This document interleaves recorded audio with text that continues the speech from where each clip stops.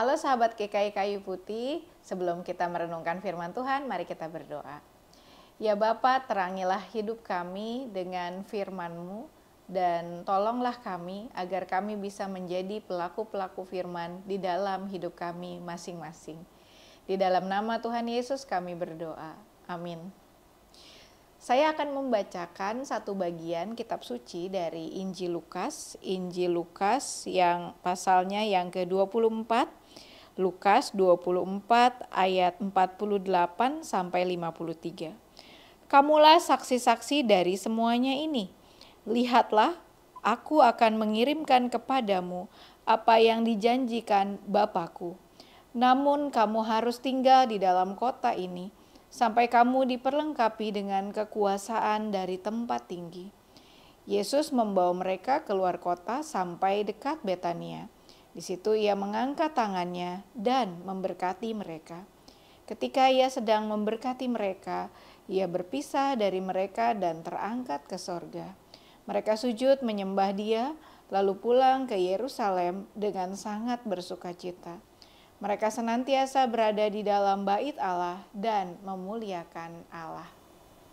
Sahabat, gimana rasanya kalau kita dipercaya? Pasti senang banget ya.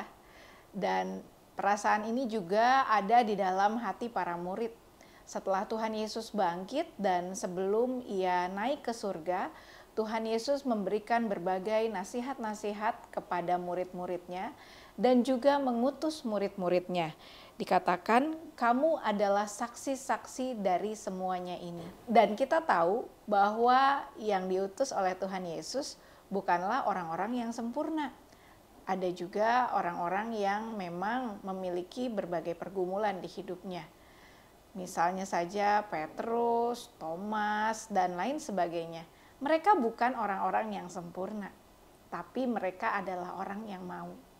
Sekalipun kita bukan orang yang sempurna, tapi saat kita diminta untuk jadi saksi Kristus, maka hidup kita harus mencerminkan apa yang kita persaksikan, yaitu Kristus sendiri.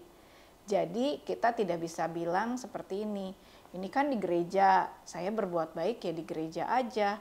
Kalau di luar kan bukan gereja, jadi bebas dong saya mau ngapain. Nah itu tidak bisa, itu adalah kesalahan konsep berpikir yang fatal.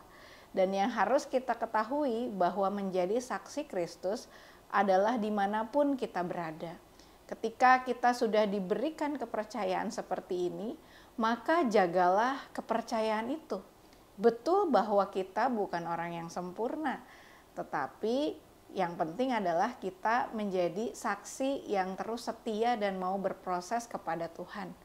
Ada satu kisah yang dikisahkan dalam kehidupan seorang bapak gereja, namanya Agustinus dari Hippo.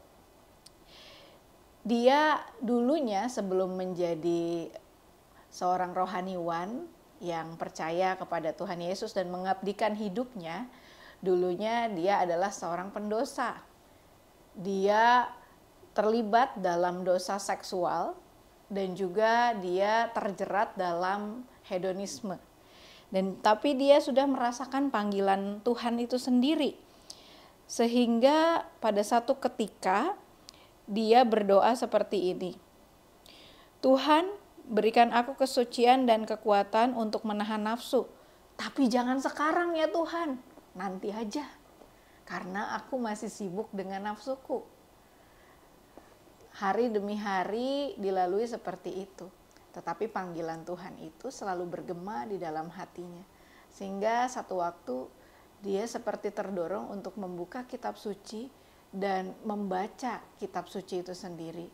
Dan disitulah dia sadar bahwa mengikuti panggilan Kristus adalah untuk menjadi saksi. Dan menjadi saksi adalah ketika kita menjalankan kehidupan pertobatan yang seutuhnya.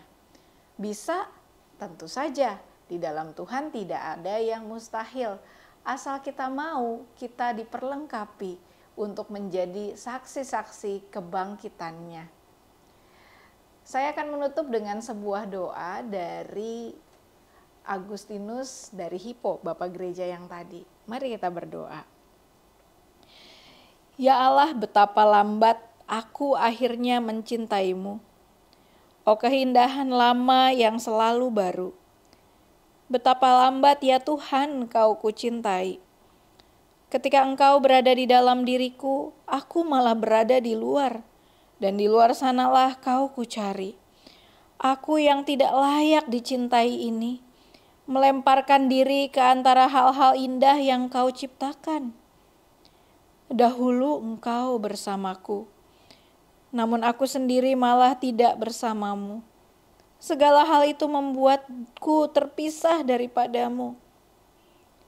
Yang jikalau tidak ada di dalam dirimu, sesungguhnya mereka itu bukanlah apa-apa ya Tuhan. Engkau memanggil dan berseru-seru, Engkau menghancurkan ketulianku, Engkau memancarkan kilau dan sinar, dan menghalau kebutaanku. Engkau menebar harum semerbak dan aku menghirupnya. Dan sekarang ya Tuhan, aku terengah-engah merindukanmu. Aku telah mengecap dan sekarang aku lapar dan haus. Engkau menyentuhku dan aku terbakar mendambakan damai-Mu. Amin.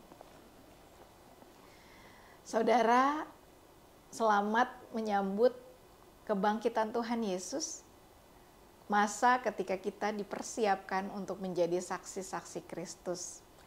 Selamat bersaksi tentang kebaikannya, dan selamat bersaksi tentang kebangkitannya serta kenaikannya. Tuhan memberkati. Jangan lupa like, subscribe, dan share channel Sapaan Sahabat GKI Kayu Putih.